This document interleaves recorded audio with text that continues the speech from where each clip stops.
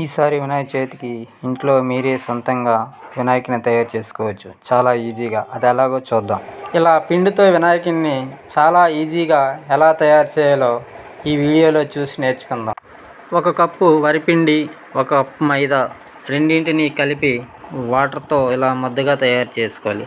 అలా కలిపిన దాన్ని ఒక బేస్మెంట్ తీసుకొని ఆ బేస్మెంట్పై వీడియోలో చూపిస్తున్న విధంగా అమర్చుకోవాలి. మిగతా పిండిని ఇలా బాల్స్లా చేసుకోవాలి.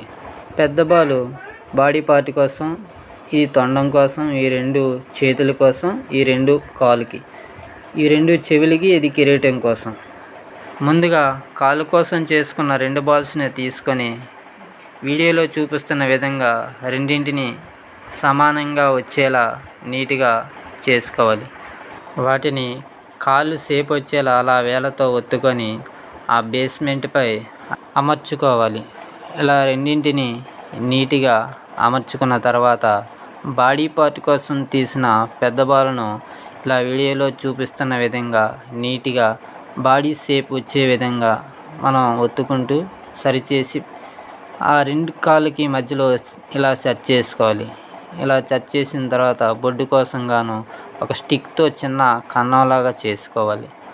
ఆ తర్వాత చేతుల కోసం చేసిన 2 బాల్స్ని కూడా లెగ్స్ కోసం ఎలా తయారు చేసామో అదే విధంగా రెండింటిని సమానంగా చేసుకొని షేప్ వచ్చేలా వాటిని కూడా తీసుకోవాలి.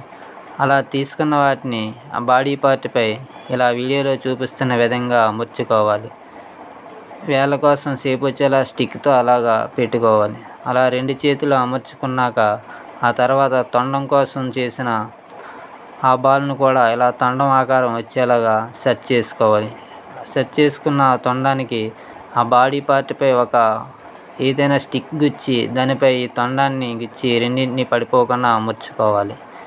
అలా అమర్చుకున్న తర్వాత చెవుల కోసం తీసుకున్న 2 చిన్న బాల్స్ని కూడా చెవి ఆకారం వచ్చేలాగా నీట్గా ఒత్తుకుంటూ అలా ఒత్తుకున్న రెండింటిని చెవి కోసం చిన్న స్టిక్తో ఇలా డిజైన్ చేసుకొని ఆ రెండింటికి కూడా చిన్న స్టిక్స్ తీసుకొని 2 వైపులో గుచ్చి తొండానికి అమర్చుకోవాలి.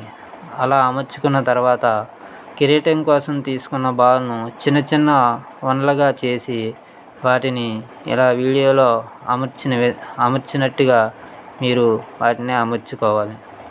అలా అమర్చుకున్న తర్వాత కళ్ళు కోసం ఇలా మార్కింగ్ చేసుకోవాలి. అలాగే తొండంపై కూడా డిజైన్ కోసం ఇలా ఒత్తుకుంటూ ఉండాలి. కిరీటం పడిపోకుండా దానిపై ఒక స్టిక్ ఇలా గుచ్చి లోపల వరకు ఉంచితే కిరీటం పడిపోకుండా ఉంటుంది. ఇప్పుడు కళ్ళు కోసం మీరు మిరియాల గింజలైనా పెట్టచ్చు, లేదంటే మినుములు ఉంటే మినుములు కూడా పెట్టచ్చు, లేదంటే వాటర్ కలర్స్తో కూడా మనం పెట్టుకోవచ్చు. అలానే వాటర్ కలర్స్తో ఇలా బొట్టు, కిరీటానికి డిజైన్ మనకి ఏ రకంగా నచ్చుతుందో ఆ రకంగా మనం డిజైన్ చేసుకోవచ్చు. ఇలా నీట్గా డిజైన్ చేసుకున్న తర్వాత ఇప్పుడు అభయహస్తానికి గాను అభయహస్తంపై ఓం డిజైన్ వేసాను. అలాగే ఇంకో హస్తంపై ఉండ్రాలు తయారు చేసి పెట్టుకున్నాను. ఇప్పుడు పక్కన ఎలుకను తయారు చేసి పెట్టుకొని తొండంపై కూడా మనం డిజైన్ చేసుకోవాలి. ఇలా చేసుకొని స్టిక్స్ 2 తీసుకొని దంతాలుగా అమర్చుకోవాలి. ఇక బొమ్మ పూర్తి అయినట్టే.